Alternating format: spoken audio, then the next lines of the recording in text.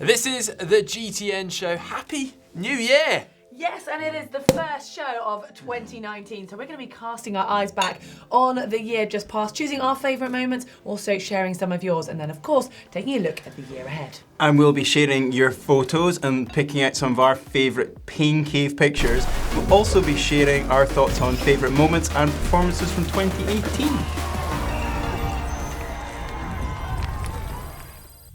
And what a year it has been. We reached the 100,000 subscriber marker and then 150,000, so thank you very much for your support on that one. We did the Kona Underpants run. Mark raced on foot against Cy Richardson on bike. That was a very good challenge.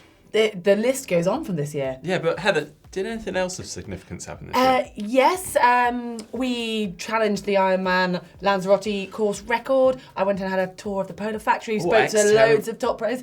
Xterra Malta? Yes. Fantastic, Oh, we did so much, didn't we? Yeah, brilliant. Wait a minute. I joined. Yeah. To be fair, it has actually been fantastic having Fraser joining the team, coming straight off, fresh from his pro long course racing. So thanks for joining us, mate. Thanks, guys. Yeah, thank you. And keep an eye out because there are lots of challenges coming up for next year, and Fraser is definitely going to be getting his hands dirty. It's that time of year when there are awards, so we thought that we would have our own. And that's where you come in, because although we've got our own opinions, these awards are determined by you. Yeah, we've got 5 categories here. We've got the short course male and short course female. We've got long course male and female, and the biggest comeback of the year. And your decision is final, as kindly voted by you over our social media channels. But before we reveal the winner from our golden envelopes, we're also going to have our say. We are indeed, and we're going to start off with the standout performance of short course for the men. And let's hear our opinions. Mark, who did it for you? I'm going to go outside the box here. I'm going to go with Jacob Birtwistle. And just because I've been absolutely amazed by his performances over the last 2 years, actually. But this year he got second at the Commonwealth Games. He had 3 WTS podiums, also won the mixed team relay at the Commonwealth Games, and 2 other podiums, mixed team relays in WTS. So I just think he's got an absolutely incredible future ahead of him, and I thought this year was really impressive. Okay, well, I'm going to go for Vincent Louis, and I think his performances were also backed up by the team mixed relay. I mean, part of the French team that won the World Championships, so got that title this year, and definitely wants to watch. But also that he defended his title at the Grand Final. Hasn't yet done the series, but he finished second in the series. So for me, it was Vincent Louis. What about yourself, Fraser? I'm going to be a little bit biased and stick with a Scottish theme. So I'm going to say Mark Austin, because he came third at Commonwealth Games in the Gold Coast.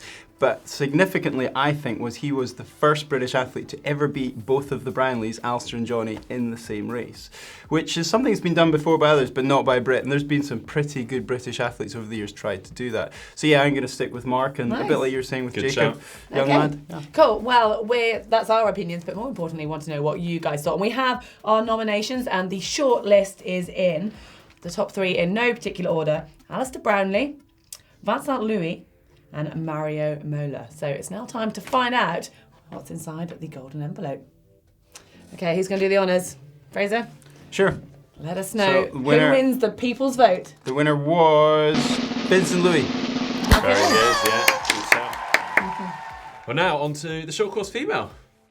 And for this one, would you like to go first, Heather? I would, yes. I have chosen Lauren Steadman, a PTS 5 athlete, and she's won several World Championship silver medals, but this year, in 2018, she actually overcame her nemesis, Grace Norman, and got the top spot, so she became World Champion in the PTS 5 category. But her achievements actually went far beyond the triathlon field, so to speak, because she made it to the semi-final of the British sort of dancing show that's on a Saturday night, Strictly Come Dancing, and showed her expertise on the dance floor as well. She did very well in that as well. Yeah. Fraser, what about you? I'm actually going to pick Swiss athlete Nicola Spirig, because she's a bit like Phoenix Rising. She just keeps coming back and doing even better than she did before. She is strong. And this year she won her 6th European title, incredible. And she's 36 years old. So I just think that's really kind of cool. Yeah, hats off to her. And I'm going to go for Vicky Holland. And that's because, well, A, she's a local athlete, friend of the channel, but also because, she's just had an incredible year. She's had 5 WTS podiums, 3 of which were wins, and then won the World Championships, the title. Can't argue with that, can you? Yeah, that's impressive. Yeah. So that's what we thought, but what about you guys at home? So you voted for, in the short course female category, Katie Zafaris, Flora Duffy and Vicky Holland. So the winner was... Go for this one. Let us know. It was Katie Zafaris. Well done, Katie. Woo. And now for the long course male. It is, yeah.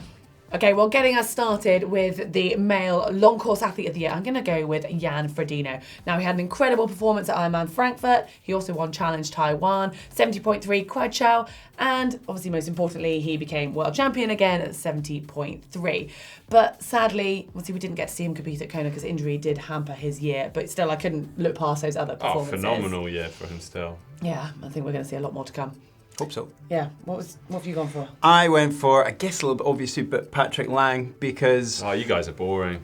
Well, although he actually didn't win a race all year, if he was going to win one, I'd say he was pretty happy to be on the top step of the podium at Kona for the second consecutive year. Yeah, so I'm pretty sure Patrick doesn't really care about the rest of the races he didn't what win. fashion to do it in as well. Exactly, yeah. Well, I am. So have you gone, yeah, go on. I am going to go Who's outside left? the box again, trust me. I'm going to go for Alex Zanardi, and that is because, well, it may not be a name that you're all that familiar with, but he actually broke the disability Ironman record this year in a time of 8 hours and 26 minutes, breaking his previous record, which he also held the world record for, by over half an hour. Now, his background is really quite impressive. He was an F1 driver.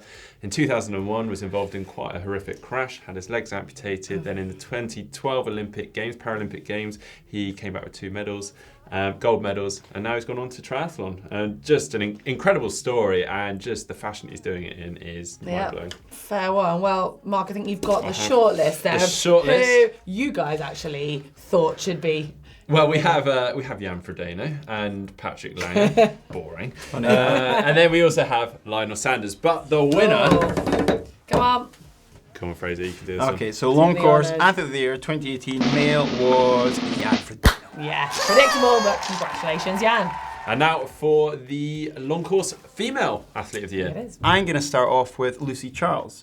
Now, Lucy only, I think, raced 5 times this year, and every single race was a big race. So she either was winning or coming second in, pretty much the biggest races out there. She won the African Championships in South Africa, Ironman South Africa. At the start of the year, she won the Challenge Samarin race, which is over the 70.3 distance, and then she was second at Roth and at World 70.3s, and finally Kona. So, yeah, I think she did pretty well. Yeah, well, I think I can go one better because when she did come second, most of the time it was to Daniela Reef. And this woman has had an incredible year. She's really just stepped it up again. And we saw a bike course record at Kona by 18 minutes. She got the overall course record at Kona by 20 minutes. And I mean, the battle that we've seen between her and Lucy has just been really incredible. And I'm really excited to see how far they're going to push each other next year. I've loved watching it. Yeah, well, I was a little bit torn on my decision because I knew you guys were going to go for Daniela and Lucy.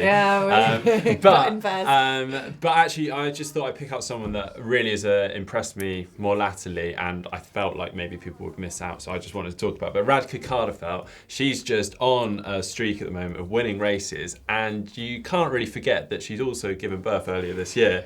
And just 11 weeks after giving birth, in fact, she went on to win Ironman 70.3 Philippines. Okay, so, fair enough, yeah. Yeah, I mean, that's been really impressive just to watch that, although maybe not right in the limelight. She did still get, I think, 5th at the Ironman 70.3 World Champs. So pretty impressive. Well, I think it's time, that's our opinions, to find out who you nominated as the long course female athlete of the year. And the top 3, the runners-up, are Lucy Childs, Marinda Carfrae, and Daniela Reef. So the time to tell.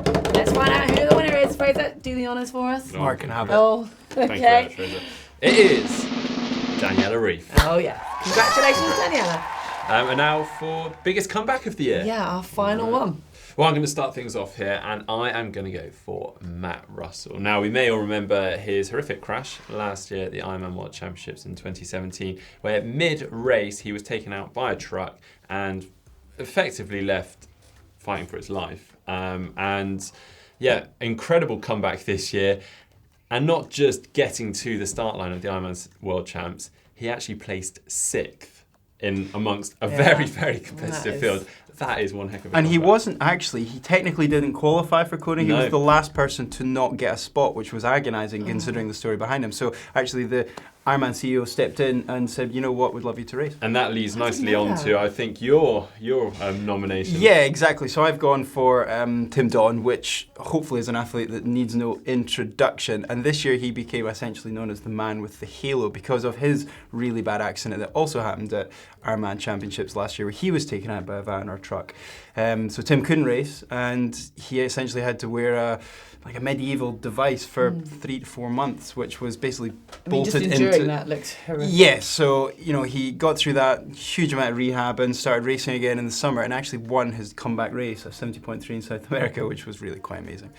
Yeah, well, it's the same theme here. Again, another athlete being knocked off their bike by a vehicle. I've gone for Lorenzo Bozzoni, partly because I met him recently out in Bahrain, and just seeing how he's managed to come back so quickly in 5 months. He tried to get back from Kona, didn't manage to. Realised 2 weeks out he wasn't going to be ready in time for that, but still kept the focus, and then went out to win 70.3 Western Sydney, and just 1 week later, I think he said he'd done something like 5 runs or something ridiculous. He then went and won the Ironman Western Australia just a week after doing his first race back, and I think that's quite incredible. I'm not going to disagree with you.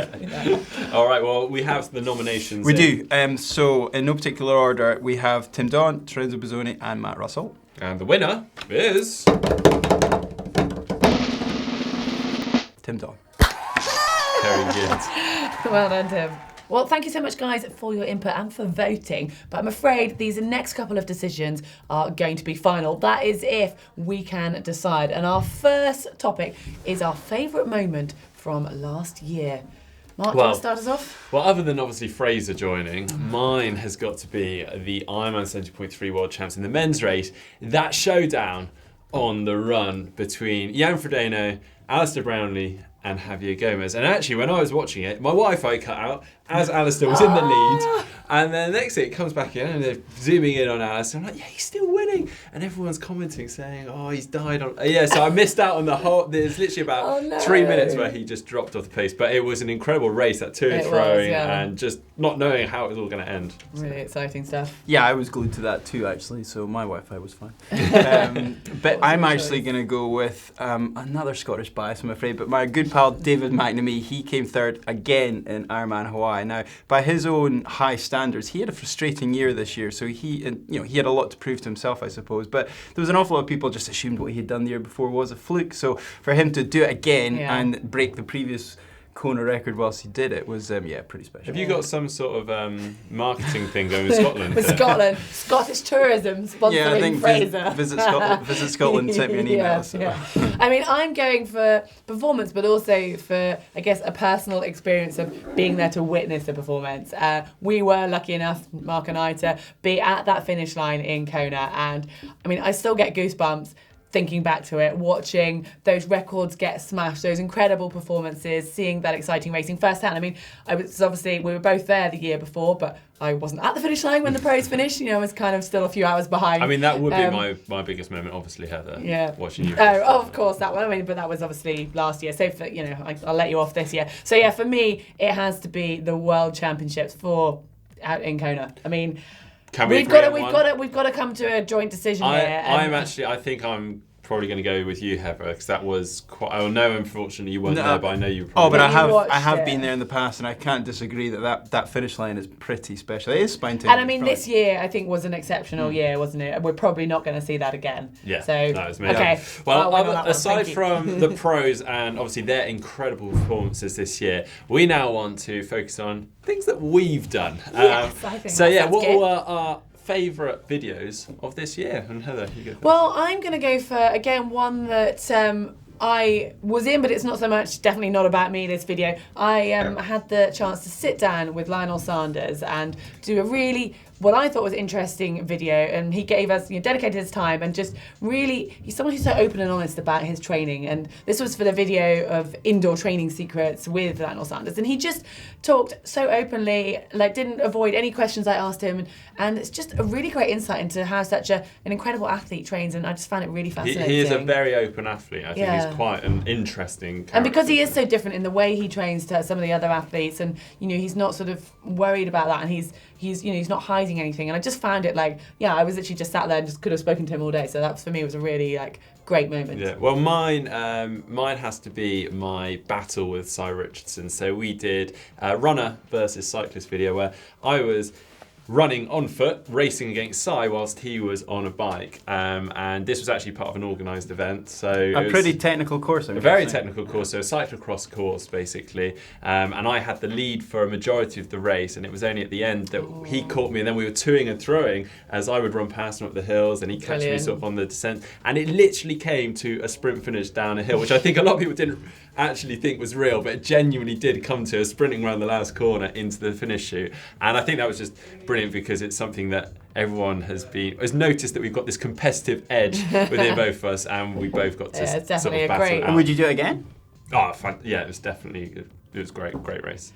Fraser, what about you? Your moments are shorter to choose from, I guess. They are, and I don't quite have the spectrum of videos to draw upon as you two do. That being said, I really enjoyed our presenter challenge video that we did in Lanzarote, where all three of us were giving the course a little bit of a shot. So you didn't enjoy that whole time on the bike. I mean, how some many enjoyed hours? it more than others. Yeah. 5 hours is maybe a little bit too long to be enjoying something, but yeah, it was a good day. Well, I mean, that's 3 great videos. I suggest you check all of them out, but I mean, I'm vying towards potentially the course record video. Yeah. Because we're all in it. Yeah, absolutely. I mean, you might not. I'm not sure because your experience was little. It was an emotional day, but actually we had a fantastic time up to the point I was running.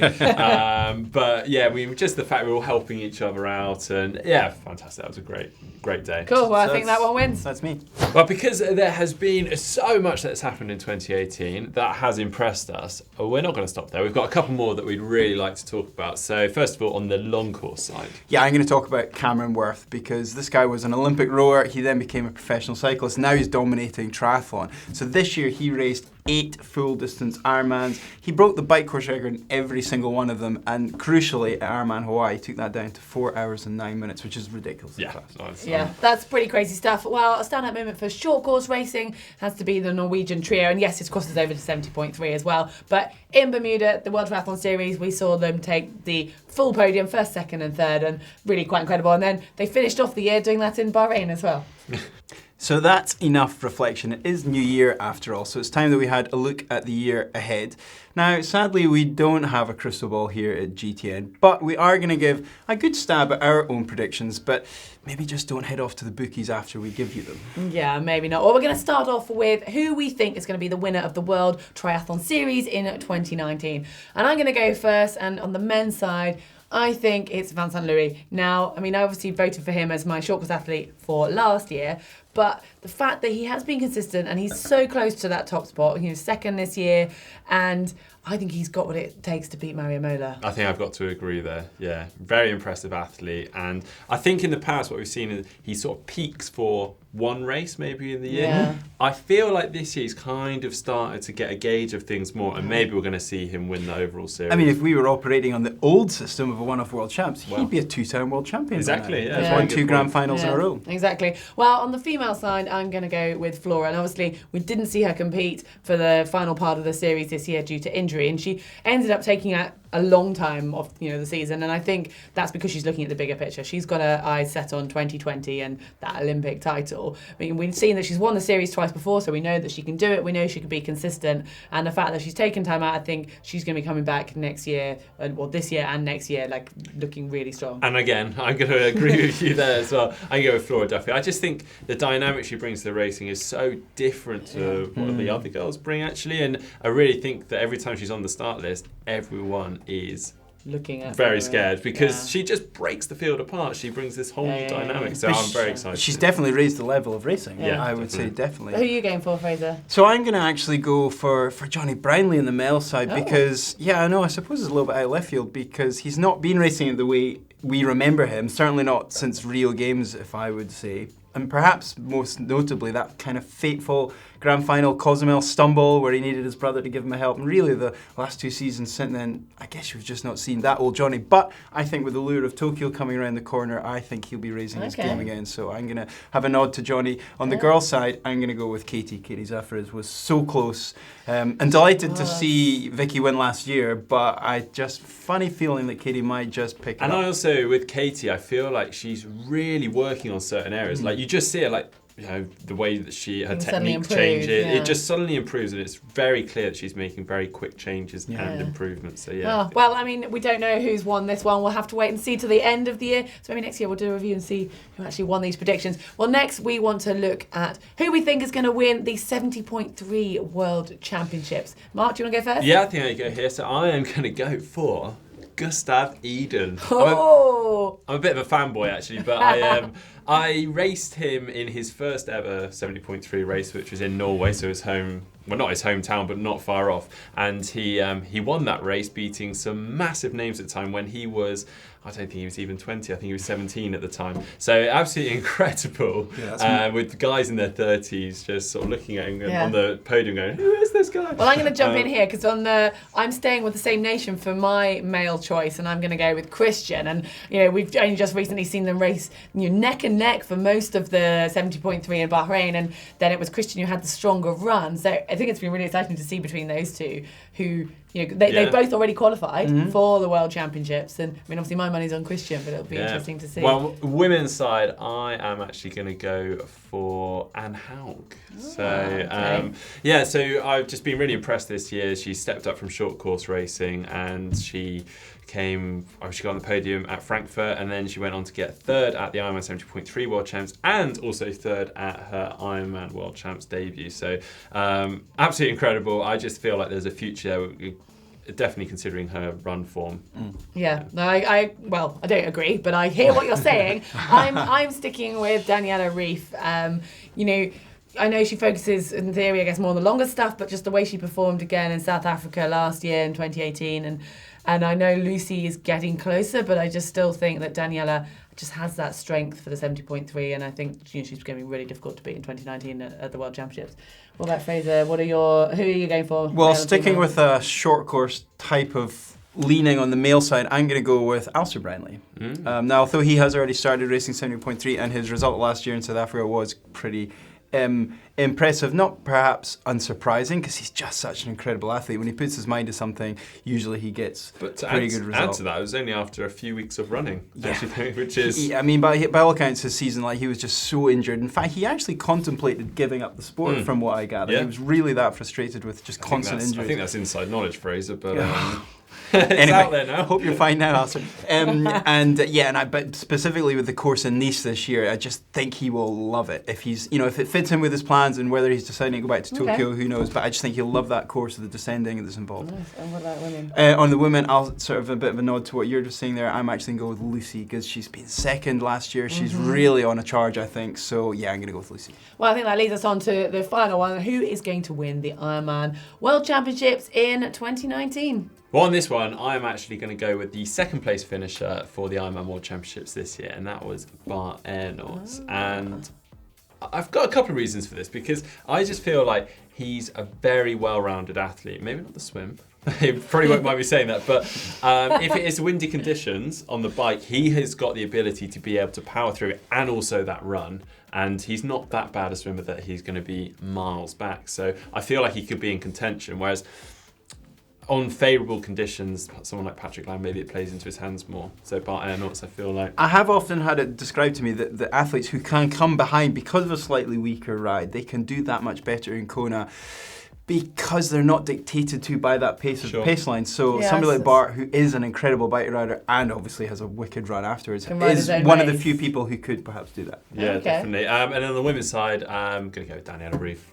Boring, but I can't see that streak ending anytime soon. She just seems so dominant unless someone really steps it up. Yeah, I mean, the year previous, I would have said, it was looking like we saw in 2017 that she gave everything, and I was amazed at how she stepped it up for 2018. I almost thought that 2018 could have been the year that it changed. Yeah. And it didn't. And then also the conditions as well.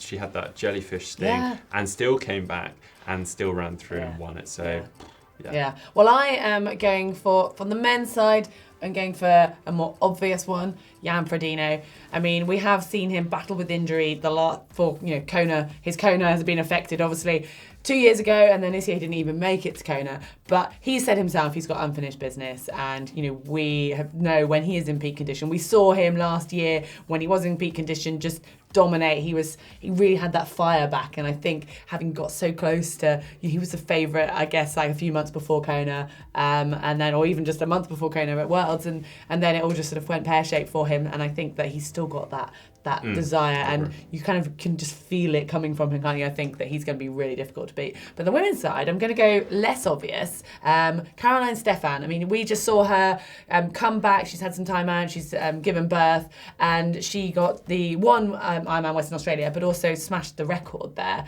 And she's been on the podium before in Kona, so showing what she can do. And I think I'm quite excited to see her race at Kona this year. What about you, Fraser? Yeah, I hear you, Heather, but I'm going to go... I disagree.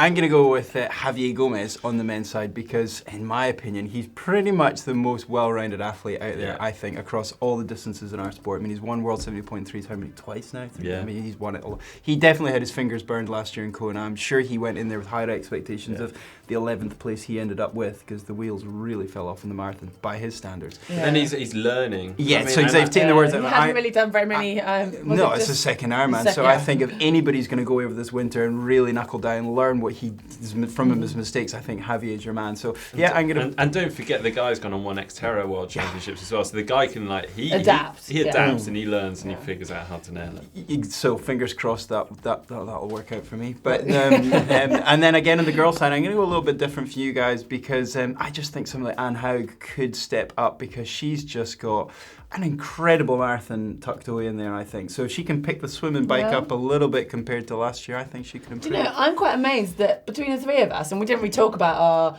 nominations or our predictions first, but none of us have actually said Lucy Charles to win Kona, which means that she will. So we're probably all going to be wrong, and Lucy's going to win. But it'll be interesting to see in a year's time who actually did well at these predictions. Okay, well now let's take a look at some of the best photos that you guys have sent in to us over the past year. Yeah, it's a hard selection. We've had some great photos throughout the 12 months. What's up first? We have a pain cave, and this is quite an impressive pain cave. There's been loads of absolutely outstanding pain caves, actually, but this is one we just picked out of recent. And where, Heather's this one from? Well, do you know what? There is a story behind this one. And, okay, I'm getting a little bit of stick here because apparently I've mentioned the fact that I went to Bahrain in December. Yes, I did. But I actually... I missed that one. I mean, I like this pain cave, but I also met the brothers whose pain cave it is, and they were racing in Bahrain, which I think is quite cool. And not only is it an awesome pain cave, but it was also quite nice to actually meet our viewers who send the pictures in. I do remember this one. I mean, yeah, you've got a Zwift setup. You've got area for two bikes with loads of space, a massive gym set up, a rack, and pretty patriotic with the flag as well. Yeah, very, very, very cool. A really excellent stand between the two bikes. And very nice bikes as well. We can't miss those. Yeah. We also have this photo sent in by Wayne, and it is Cape Corig. It is the start of the Snowman Sprint Triathlon. Where is that? That is Snowdon. Of course, yeah. So it's stunning. Yeah, so in Wales, UK. So it is, very... It looks cold, but it looks beautiful. Takes me back to home. Yeah, very nice. And then we have this one, which we don't see too often, is a soft ride. At the 70.3 Super Frog, which is in San Diego. That's really cool. I do remember this. I love seeing, we get so used to seeing these amazing high-end bikes, don't we, at races and, also here at GTN. So it's quite nice to see that people can do a triathlon on anything. Yeah, very cool. Retro. Have you seen a soft ride? I have seen one before, yeah. Yeah, me too, once. Yeah. Have you ridden one? No. But I would love to. I mean, obviously the Cervelo P5X is essentially a modern version of the soft ride. So just a little bit more modern. I'm sure they'd love you saying that. But yeah, I mean, I'd be fascinated, and obviously also with the old wheels we used to get, bigger, larger wheel, smaller front wheel, and stuff like that. I'd love to actually see what they feel like to ride. I feel like there's a video there someday. Yeah. Soft ride. And then something quite different sent in by Charlie Langhorn. This is from Staining Triathlon. And I feel cold just looking at the cold, don't you? Yeah. I mean, it looks cold enough in our set. right at home. yeah, I was going to say you'd love this. But yeah, fantastic. And yeah, we always love going through your photos. So please do keep them coming over the next year. At the moment, obviously, a lot of us are going into indoor training. So keep sending in those pain caves. There are some absolutely amazing ones. I'm still to set mine up, but I'm definitely inspired from some of these photos. Fascinating. Yeah, please keep them coming in. Whether you've made competition goals, you're planning some major changes, or even just small tweaks, a new year is a great time to look forward and set those goals. Yeah, New Year's resolutions are a great time to reset the focus. And we heard from some of those pros out in Bahrain that Heather got to see while she was out in Bahrain. She didn't go to Bahrain. She did, Fraser, yeah. God. No, not really. And usually my resolutions involve some training plans and things I want to change for the following season. So yeah, I haven't really thought about it too much yet, but I'm sure Siri and I will have something. Be better on recovery.